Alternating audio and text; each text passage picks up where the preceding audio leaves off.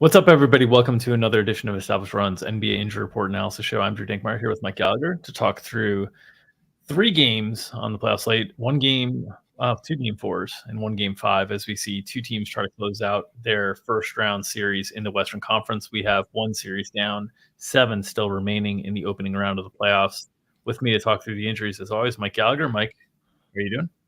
Doing good. Fun game last night I went to. Sat 3 rows behind JaVale McGee, four rows behind Matt Ishbia. Pretty awesome seats. Great game. Ant ripping hearts out. It was awesome game to go to, man. Really happy I went despite the Suns losing and a lot of disappointed fans. A lot of trade Bradley Beal chatter as I was leaving the arena last night. But really awesome night last night. Yeah, the Suns fans are going to have an even harsher reality when they start to understand the salary cap rules. And three rows behind JaVale McGee sounds like the perfect amount of rows behind JaVale McGee. Yes. 1 row behind JaVale McGee would be a very difficult seat to have in that arena. All right, let's get into the game by game and walk through the injury report stuff. Let's talk through Boston and Miami. On the Miami side of things, Jimmy Butler remains out, Josh Richardson out, Terry Rozier remains out. They've listed available tags on Haywood Highsmith, Kevin Love, Duncan Robinson, and DeLon Wright, who is back after the birth of his baby girl. What are your expectations on how things look for the Heat tonight? Yeah, the DeLon thing's pretty big. We saw a pretty big rotation change in the second half when Duncan Robinson and Kevin Love got cut out, and they went to Patty Mills and Thomas Bryant, looking for a spark, as coaches tend to do. But quite surprising to see that move for Duncan Robinson. So Spo alluded to bringing Duncan back in, but it might be tight. DeLon's been pretty well, so I think DeLon and Haywood Highsmith are going to be their clear 6-7, and then do they add an eighth? It's probably Duncan. And then, the big, I don't know. So my point is, I don't know if Duncan's like a lock to play, or we could have a really, really tight leash there. So Jovic has been fantastic. Obviously, K was playing a ton. So yeah, it's just a matter of how much the big question is like how much does Duncan Robinson get cut down here with DeLon back? Yeah, it will be very interesting to see. Obviously, it's tough to tell when. So the Thomas Bryant, Orlando Robinson, Patty Mills minutes all came late second half. Team down 25 to 30 points. Hard to tell if that is something that will carry over into the next game. Also, Duncan Robinson health has been a real big issue. We've seen this kind of the majority of the players that entered the playoffs with some sort of injury situation, it has not gone well for so far. The exception so far is Karl Anthony Towns, whose recovery seems to have gone well. But everybody else who seems to have entered the playoffs with some sort of lingering issue has had setbacks at some point in time during the playoffs. So I wonder with Duncan Robinson if there's, how healthy he is as well, which is another factor into this game. But certainly this feels like the Heat season, right? You can't really afford to go down 3-1 to Boston. So would expect a very tight rotation from Miami tonight.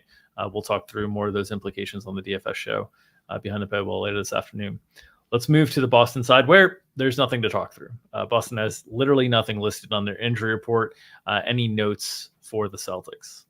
No, just they played a really good game. Their defense was fantastic. They took away a lot of the easy stuff. They played, classic Boston basketball. Got a little more rim pressure. That's been ticking up over the course of the series. But yeah, Tatum's been a little subpar. Shot the ball kind of poorly. Jaylen Brown's been awesome. They've been putting some pretty inferior defenders on Jaylen Brown. Went into the series thinking that Miami's rim defense and strength in transition defense would hurt Jaylen Brown, but he is just killing it in half court, which hasn't really been his forte. But Brown's playing just really, really well right now. All right, let's move to the Thunder and Pelicans. Thunder clean on the injury report, so we can kind of go through them really quickly. The key thing that we've been looking for there is how they're going to deal with the back end of their rotation. Any notes on the Thunder tonight heading into this game with the Pels? Yeah, we saw Jalen Williams take a shot to the eye in the first half. He missed most of the first quarter, came back in, and he subbed in and scored 8 quick points. So he's fine. Minutes score pretty full in the second half, so he could play a ton. Obviously, SGA has been a little iffy. We talked a lot about Herb kind of him being Herb proof, early in this season and then last season and the year before. But the last 4 or 5 times, Herb's been pretty good on SGA, and then Lou Dort, man. I mean, the defense is just. It makes you tired watching him play defense. He's been so good. So and then also Josh Giddey. We saw them hide Larry Nance Jr. on him to help, and they made him pay. Josh Giddey was really, really good. in Game 3. Expect that to continue. And then the bench seems to be kind of the way we were thinking.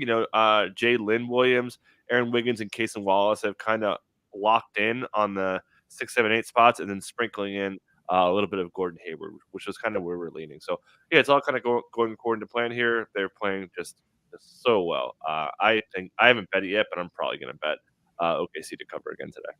Yeah, and just a general note that as the games go smaller, better for Josh Giddey. He has more opportunities in kind of smaller games where his lack of floor spacing, to his credit, he's actually improved his jumper quite a bit this year, but his floor spacing is less of an issue in the smaller games. New Orleans side of things, Zion still out, Jeremiah Robinson Earl questionable with left ankle sprain, and Cody Zeller available. Nothing substantial here from an injury report perspective, but any notes you have on the Pelicans, who, as you can see here, only 41 minutes of total center time between Joe Val and Larry Nance, tilted very heavily towards Larry Nance. Did not see second half Joe Val minutes. That didn't really go well for the Pels. What are your expectations here tonight? Yeah, I think they're going to start Joe Val, but just tight leash. I've been calling it the game of chicken between keeping Joe Val in or taking him out, and clearly OKC won the game of chicken as Joe Val got played off the floor here. So they're probably going to start that way. Should also note, I mentioned that Larry Nance was guarding Giddey. It's been Brandon Ingram guarding Chet, and it sounded like Willie Green like that again. Despite Chet's lack of stats in the last game, I think he can kind of bounce back. And then Brandon Ingram, Herb, Trey, and CJ are going to have to play a ton with their season on the line. Najee Marshall also kind of helps them play smaller. He's been stepping up a little bit as they've cut out the Jason Danielses of the world. And Alvarado had pretty late minutes, but very push-pulley, tough decision on DFS if you're going to play Joe Val or Larry Nance. But based on last game, playing Joe Val is going to be pretty tough. All right, let's move to the Lakers and Denver, where there are more substantial injury situations to diagnose on the Lakers side. Probable tags for LeBron James and Anthony Davis. Questionable tag on Jared Vanderbilt. Out tag on Cam Reddish and Jalen Hood-Schifino. We saw Christian Wood was taken off the injury report for this game. No real impact last game. Jared Vanderbilt questionable here tonight. I'm expecting, again, no real impact here. But from the Lakers' perspective, they do have more depth potentially available to them. Any notes on the Lakers side of things? Yeah, Jared Vanderbilt was at shoot-around. I don't know if they could play him. I don't know. It's tough to kind of throw him out there. It's tough to throw guys into series like midway through late game. It's just tough. Yeah, out for so long too. So don't really have an opinion. I haven't looked at minutes, but I'd probably be like 1 or 2 like tops. I don't think he's going to play. The other note was they switched the matchups with Anthony Davis guarding Jokic, which ticked down Rui Hachimura. You and I talked about it in our Slack, but Rui might get cut, and they upped during Prince. That's what happened. They mixed in Prince with just like all different kinds of lineups, and he's played pretty well for them. Yeah. He's been attacking closeouts. His length and spacing, I think, has been pretty useful. Rui's been a disaster with open shooting. He can't make any shots when he's open right now. So yeah, it's a tough spot to watch. And then as we've been saying, Spencer Dinwiddie and Gabe are not playing well, and that's insulated D'Angelo Russell, who played well. Darvin Ham said he told D'Lo to, quote, go crazy, and he basically said, I got you, big dog. Apparently D'Lo calls his coach big dog, which I thought was funny. But expecting mostly the same situation. We got to keep an eye on Rui versus Prince minutes, and then I think D'Lo's pretty safe unless he has a catastrophe like he did in Game 3. Yeah. I think he's got a shot to play 40 minutes again. Yeah, the one thing I'll note on the Rui and Taurean Prince stuff is Rui can do all of the things that Taurean Prince offers. So it's not like a rotation adjustment because a guy brings something else to the table that you want to give a different look at. He can do all these things. He just has been playing really poorly, and that's why his minutes have been lost to Taurean. So I think in the scenario that Rui comes out and is playing really well, I think Rui keeps those minutes. I think it's just going to be a little bit more of a hot hand situation, as Taurean Prince has played well enough to earn those minutes as well. Nuggets side, this is where the real injury question mark on the slate comes in. Jamal Murray listed questionable left calf strain. Reggie Jackson listed probable left ankle sprain. Still without Vlatko Konchar for the whole season. What are your notes or expectations here on Jamal Murray in this questionable tag? Yeah, new injury here. Not anything he suffered. We had the ankle thing that was, about a month ago, and they changed it to a knee, basically like a shutdown situation. He was on a minutes limit for the end of the season, according to Michael Malone. And then this again came out of nowhere. Doesn't really have a history with calf injuries, but we saw him grabbing his leg, and he has not been the same player later on in the series. And excluding the fourth quarter with the buzzer beater, pretty down series. We talked about it on the podcast. Every game he's had would have been like bottom four of his entire playoff run last year. He's not been the same player. Not sure, and which is odd because he was cooking when he was managed. He was like 65 true shooting to close the year after returning from injury. So kind of surprising in a matchup he should crush. So yeah, I think he's going to play, but listed with a calf strain is a pretty big concern. Jamal Murray loves to play through stuff. He is a rookie. He played through two double hernia surgery he had to get, played all 82. They wanted to sit him in a back-to-back. Jamal Murray said, no, I'm going to play. So he's going to probably opine to play, but they might hold him out. And then on top of that, Reggie Jackson didn't have his normal warm-up. Should note that the Nuggets equipment manager forgot their shoes. They had to do warm-ups in flip-flops. Michael Malone said that was no excuse after the game. A totally random note. How does that happen, by the way? But so keep an eye on Murray. I don't really have much information. It's been pretty quiet. No mention from Malone or anything. Just all we have is that he was grabbing in his leg in Game 4. Yeah, and do you think it's as clear as if Jamal is active and playing, no minutes restrictions or anything like that? Or do you think, because I'm kind of thinking there's a chance that they are at least thoughtful of game score situation in terms of managing minutes tonight. We talked about this on our podcast episode that we'll release later today in editing currently, but the gauntlet of matchups that Jamal Murray would potentially have to go through to get through to this, to the NBA Finals, this team trying to repeat their championships, is not only a tall task, it's a pretty physical task along the way. And I'm wondering if Denver, they're not in a great position when you're in, when you're in a playoff series, you're never in a great position to sort of play for the future, but they are up 3-1 in this series.